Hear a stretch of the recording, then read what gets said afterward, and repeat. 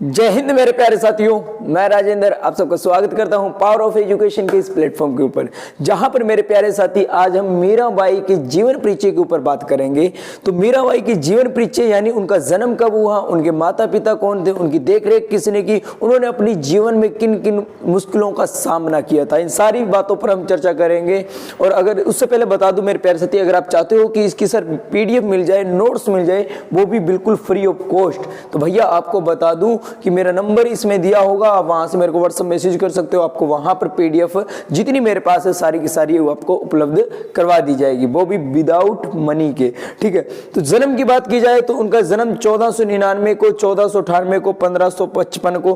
भैया इसका मतलब क्या है, तो काफी बुक्स में 1498 दिया हुआ है, काफी में भैया 1498 दिया हुआ है, 1499 भी दिया हुआ है, और जो रियल जन्म है ना वो 1555 विक्रमी, ये बिल्कुल सही रहेगा। और इसके अकॉर्डिंग देखें तो 1498 ये बिल्कुल सही रहेगा, क्योंकि भैया ये 57 वर्ष का गैप होता है, आप सबको पता होगा इस चीज के अंदर। तो 1499 वाला जहां तक मेरा आइडिया अनुमान है गलत हो सकता है, बाकी मैंने तीनों ही दे दिए भैया।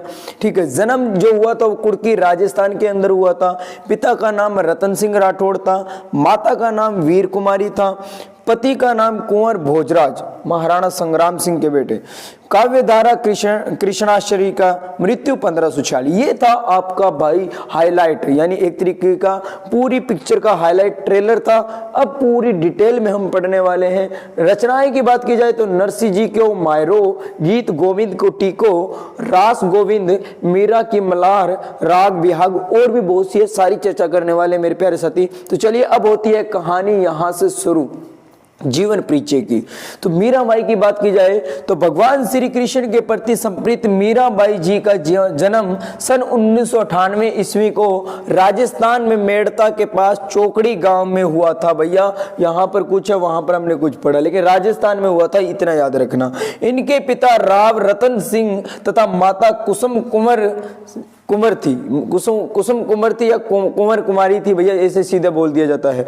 बचपन में ही माता का निधन होने के कारण अपने दादाजी के पास रहकर इन्होंने क्या की थी, प्रारंभिक परीक्षा को पूरा किया था। यानी बचपन में इनकी माताजी का क्या हो जाता है, देहांत हो जाता है। अब इनके दादा का क्या नाम था भैया, इनके दादा राव दादू बड़े ही धार्मिक एवं उदार प्रवृत्ति के थे, यानी वो क्या थे, भगवान को मानने वाले इंसान थे। तो जिनका प्रभाव मीरा के जीवन पर भी क्या होने लगा, पड़ा। बचपन में ही मीरा क्या है, धार्मिक मतलब संत टोलियों में जाना और ये इन चीजों में पड़ गई थी। ठीक है, संत रैदास उनके गुरु थे और उनके गुरु का क्या नाम था, रैदास जी। ठीक है, 8 वर्ष की आयु में मीरा ने कब श्री कृष्ण को अपना पति स्वीकार कर लिया, यह बात कोई नहीं जान सका। भैया 8 वर्ष की उम्र में इसने कहा क्या कि मेरा तन तेरा, मेरा शरीर जो है भैया कृष्ण जी की, भगवान कृष्ण के चरणों में रख दिया कि मैं तो सदा आपकी क्या हूँ, दासी हूँ, मैं तो आप ही की क्या बनने वाली हूं भैया, आपकी क्या बनूंगी, क्या कहते हैं उसको, पत्नी बनूंगी। एक तरीके अपने मन से कह रही है ना, कृष्ण जी ने हानि की इस चीज के लिए। इनका विवाह, अब देखो फिर क्या हुआ, इनका विवाह चित्तौड़ के महाराजा राणा सांगा के पुत्र भोजराज के साथ विवाह के कुछ कर दिया जाता है भैया। और बाद में क्या होता है, विवाह के कुछ समय बाद ही उनके पति का भी क्या हो जाता है, देहांत। यानी उसने अपनी लाइफ में बहुत सी मुश्किलों का सामना, बचपन में माँ का देहांत हो जाना, शादी होते ही पति का देहांत हो जाना। ठीक है, वे बचपन से ही कृष्ण भक्त थी। अब बचपन में से ही कृष्ण की भक्त रही थी, श्री कृष्ण को ही अपना पति मानते हुए मीरा उनकी भक्ति में लीन रहती थी। अब उनको कोई प्रभाव नहीं पड़ा कि उसके पति की डेथ होगी, क्योंकि थोड़ा प्रभाव तो जरूर पड़ा होगा, लेकिन फिर भी मैं कृष्ण जी की कहते कोई बात नहीं, ऊपर वाला जाने। अपने पति भोजराज की मृत्यु के बाद मीराबाई भगवान श्री कृष्ण की भक्ति में डूब गई। वे संतों के साथ कीर्तन करती, कीर्तन मतलब भजन करना एक तरीके से, श्री कृष्ण के प्रेम में गाती व नृत्य करती। मीराबाई का इस तरह कृष्ण भक्ति में नाचना गाना, ये भैया इसके ससुराल वालों को पसंद नहीं था। ठीक है ना, ये क्या है, राज परिवार को अच्छा नहीं लगा। उन्होंने कई बार मीरा को विष देकर मारना, भैया मारना चाहा, और असफल प्रयास का मतलब है कि मारना चाहा लेकिन वो मर नहीं पाए ना, विष का उनका जो प्लान बनाया जा रहा था वो सक्सेसफुली नहीं हो पा रहा था। ठीक है, किया। घर वालों के इस व्यवहार से क्या हुआ, इस प्रकार के व्यवहार से क्या है, मीरा परेशान होने लगी और वृंदावन में जाकर चली जाती है। ठीक है, यहाँ से क्या है, वह वृंदावन में चली गई। मीरा की कृति से प्रभावित होकर, अब उसकी कृति से, उसके कारनामों से प्रभावित हुए और उसके घर वालों ने उन्हें वापस बुलाना चाहा, यानी उसके ससुराल वालों ने, लेकिन मीरा ने आने से क्या कर दिया, मना कर दिया।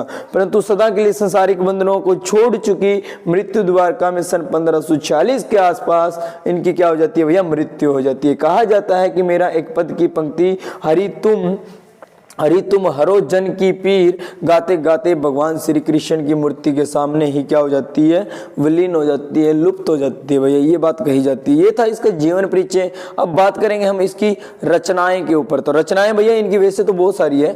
कहता नरसिंह जी का मायरा, गीत गोविंद का टीका, राग गोविंद, राग सोरठा, मलार राग, मीरा की गरीबी, रुकमणी, नरसिंह मेहता की हुडी, चरित, स्फुट पद, ये सारी की सारी क्या थी भैया, इनकी राग रचनाएं थी। मैं थोड़ा और छोटा कर देता हूं ताकि अगर कुछ रहता है तो वो आपको इजीली दिख जाए। ठीक है, अब कहता है डॉक्टर नागेंद्र ने 11 पुस्तकें बताई जिसमें से स्फुट पद पदावली को प्रमाणित माना गया। यानी ये नागेंद्र जो था ना, ये कहता भैया इसकी 11 पुस्तकें हैं। ठीक है, मीरा के स्फुट पद ही आजकल मीरा की पदावली नाम से प्रकाशित हो चुके हैं।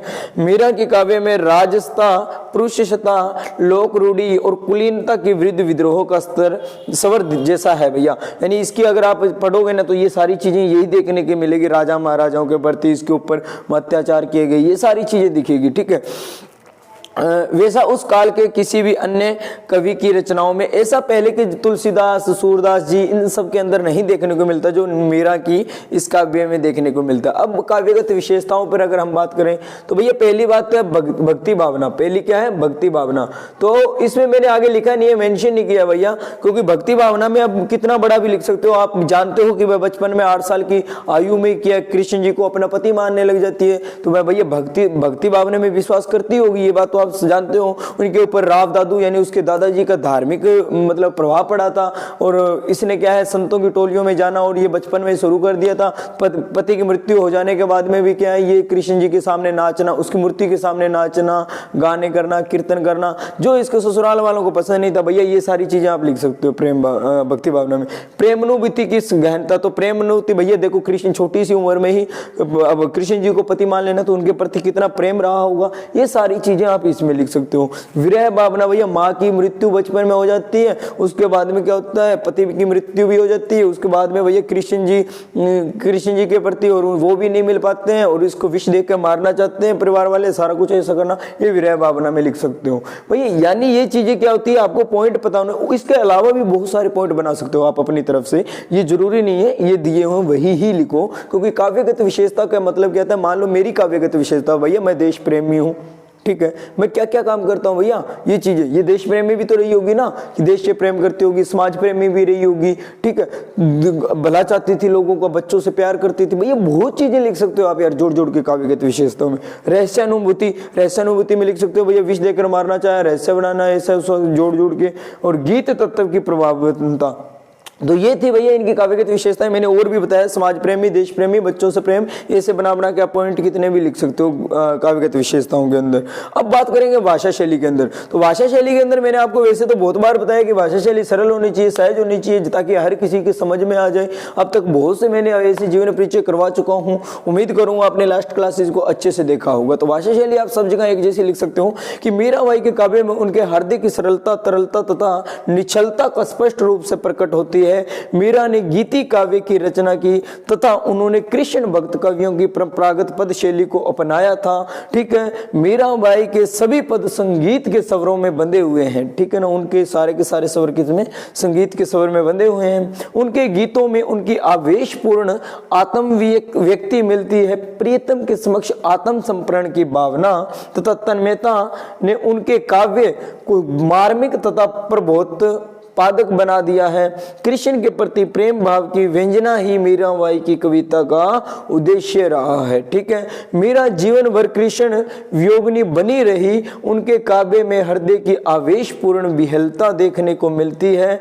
मीरा की काव्य भाषा शुद्ध साहित्य ब्रजर भाषा के निकट है तथा उस पर राजस्थानी, गुजराती, पश्चिमी हिंदी, पंजाबी का प्रभाव क्या है देखने को मिलता है, दृष्टिगोचर है। उनकी काव्य भाषा अत्यंत मधुर है, सरल है, प्रभावपूर्ण है।